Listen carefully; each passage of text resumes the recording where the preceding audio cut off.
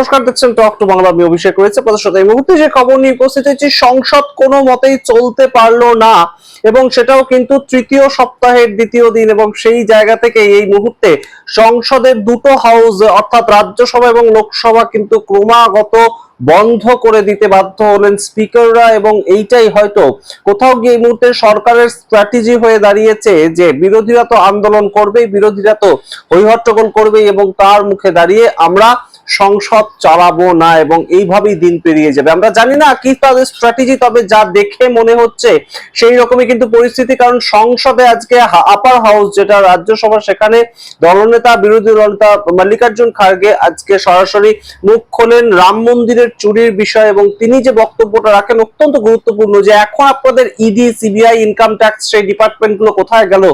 রাম মন্দিরের চুরি প্রসঙ্গে যে প্রশ্ন উঠেছে সেই প্রশ্নের নিরসন কে করবে?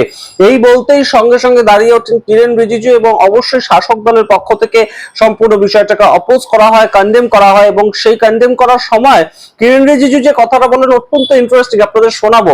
কিরেন রিজিজু হঠাৎ করে বলেন যে রাম মন্দিরের বিষয়ে তো কিছু বলারই অধিকার নেই কংগ্রেসের কিংবা সমাজবাদী পার্টি, তার কারণ তারা দীর্ঘদিন রাম লালাকে অপমান করেছেন। অর্থাৎ রাম মন্দিরের চুরি বিষয়ে কিছু বলতে হলে একদম সরাসরি কিরেন রিজিজুর বক্তব্য, আগে তাদের ক্ষমা চাইতে হবে, তারা যেহেতু এত বছর ধরে রামকে মানতেই চাননি। আপনারা শুনুন সেই অংশটুকু। রাজ্যসভায় যেভাবে হইহট্টগোল হলো এবং রাজ্যসভায় সিপি রাধাকৃষ্ণন স্পিকার তিনি বন্ধ করে দিয়ে চলে যেতে বাধ্য হলেন, সেই জায়গাটা আমরা আপনারা আগে দেখুন, তারপর আসছে এই নিয়ে বিস্তৃত ব্যাখ্যা যে লোকসভার আজকে কি পরিস্থিতি, কিরকম ভাবে অসহায়তায় ভুগছে কেন্দ্রীয় সরকার এবং কিভাবে একজোট হয়ে লড়ছে প্রত্যেকটা ইন্ডিয়া অ্যালায়েন্সের রাজনৈতিক দল। আপনাকে শুনুন রাজ্যসভার বিষয়টা, তারপর আসছে এই নিয়ে বিস্তারিত ব্যাখ্যায়। निवेदन करना चाहता हूं जो राम जन्मभूमि तीर्थ क्षेत्र ट्रस्ट और उसमें जो बहुमूल्य भेंटों, नगद दान, जमीन खरीद और प्रबंधन को लेकर गंभीर आरोप सामने आए हैं। ये करोड़ों श्रद्धालुओं की आस्था की विषय है। इस ट्रस्ट का गठन केंद्र सरकार ने किया है। प्रधानमंत्री ने खुद संसद में ट्रस्ट के गठबंधन की घोषणा की और सरकार ने 70 एकड़ से अधिक भूमि ट्रस्ट को सौंपी और भूमि पूजन से लेकर प्राण प्रतिष्ठा तक हर महत्वपूर्ण अवसर पर प्रधानमंत्री जी इस प्रक्रिया का चेहरा बने तो आप जवाब देने से बचा नहीं जा सकते।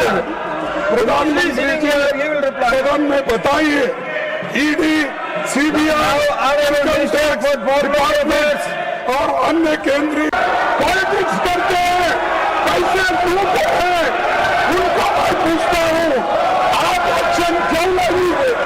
और आप लोग आप माफी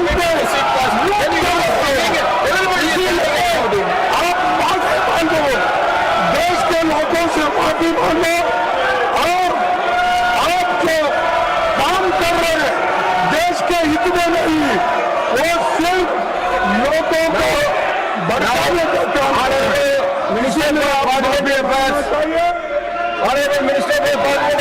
हमें खड़गे जी और कांग्रेस पार्टी, समाजवादी, कम्युनिस्ट वाले भगवान राम के मुद्दे पर बात नहीं कर सकते। अगर भगवान राम के मुद्दे पर बात करना है तो पहले माफी मांगो। इतने सालों से भगवान राम को जो गाली दिया है उसके लिए पहले माफी मांगना पड़ेगा। ये नाटक नहीं कर सकते। इतने सालों से भगवान राम को इन्होंने जो नफरत फैलाया और भगवान राम का अस्तित्व नहीं मानते, पहले माफी मांगना चाहिए।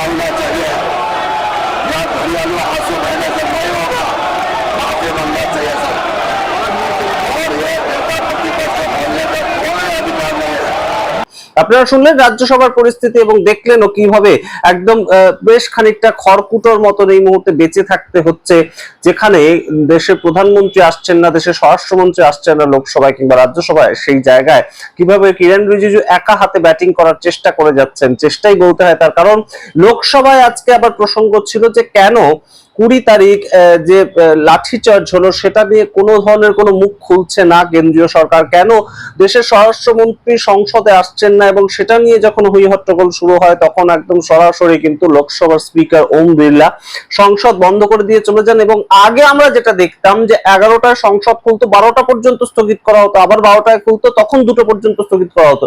এখন ডাইরেক্ট 11টায় খুলছে, যতক্ষণ তিনি বসতে পারছেন বসছেন, 1-2 মিনিট থেকে প্রতিদিনের নিয়ম হয়ে গিয়েছে একদম ডাইরেক্ট 2টো পর্যন্ত স্থগিত করে দেওয়া এবং তার পরবর্তীতে 2টোর সময় এসে পরের দিনের জন্য স্থগিত করে দেওয়া। এই বিষয়ে কিন্তু এই মুহূর্তে সরাসরি গৌরব গগৈ অর্থাৎ বিরোধী দলের, আপনারা জানেন আসাম জোরহাটের সাংসদ, তিনি মুখ খুলেছেন এবং তিনি বলছেন যে সরকার কেন উত্তর দিচ্ছে না আমরা সত্যিই বুঝতে পারছি না। সরকার কি এটাই চাইছে যে প্রতিদিন সংসদ বন্ধ করে দেওয়ার মাধ্যমে সরাসরি সংসদের যে সেশনটা, মনসুন সেশনটা, সেটা কাটিয়ে দিতে কোনোভাবে? जो बातें हमने अभी रखी वही हमने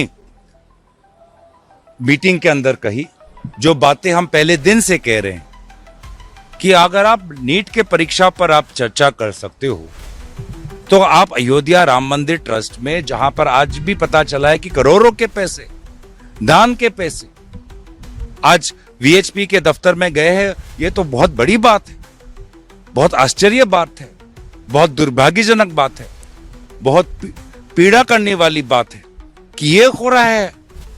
आपने जो एयरपोर्ट बनाए, आपने जो प्रचार किया, वो इसलिए ताकि लोग वहां पर आए, दान दे और वो दान का पैसा किसी संगठन के दफ्तर में जाए।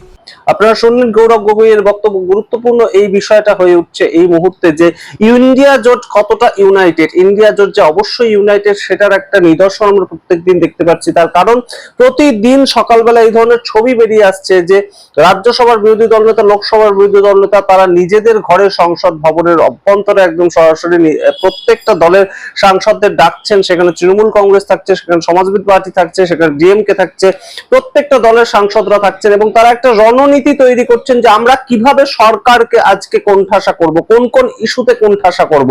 প্রত্যেকটা জায়গা কিন্তু অত্যন্ত সংগঠিতভাবে ঘটাচ্ছে এবং অবশ্যই কেন্দ্রীয় সরকার যতটা কনফিডেন্ট ছিল বাংলা জয়ের পরে, সেই কনফিডেন্সটা কিন্তু তাদের মধ্যে আর নেই। যদিও দেশের প্রধানমন্ত্রী এবং দেশের স্বরাষ্ট্রমন্ত্রী তারা কিন্তু প্রতিদিনই সংসদে আসছেন এবং এনডিএর যে মঙ্গল বৈঠক সেখানে দুজনেই উপস্থিত ছিলেন। আজও তেমন একটা বৈঠক হয়েছে, কিন্তু সেখানেও কোনো মতেই আমরা দেখতে পেলাম না যে সংসদ ভবনে থেকেও, সংসদের যে হাউস সেখানে কোনো মতেই গেলেন না দেশের প্রধানমন্ত্রী কিংবা দেশের স্বরাষ্ট্রমন্ত্রী, অথচ তাদের কিন্তু দেখা গিয়েছে মঙ্গল বৈঠক, অর্থাৎ এনডিএ এর মঙ্গল বৈঠক। কিসের মঙ্গল আমরা জানি না, তবে মঙ্গল বৈঠক প্রত্যেক মঙ্গলবার হচ্ছে এবং সেখানে উপস্থিত থাকছেন দেশের প্রধানমন্ত্রী, দেশের স্বরাষ্ট্রমন্ত্রী, কিন্তু তারা সংসদে যেতে ভয় পাচ্ছেন। তার কারণ প্রশ্ন একটাই, প্যালেট গান চালানোর অর্ডারটা কে দিয়েছিল, কাঁদানে গ্যাস চালানোর অর্ডারটা কে দিয়েছিল, কিংবা ইলেকট্রিক ফেন্সিং তৈরি করার অর্ডার কে দিয়েছিল, সেইভাবে ছাত্রদের উপর লাঠিচার্জ করার অধিকার কে দিয়েছিল?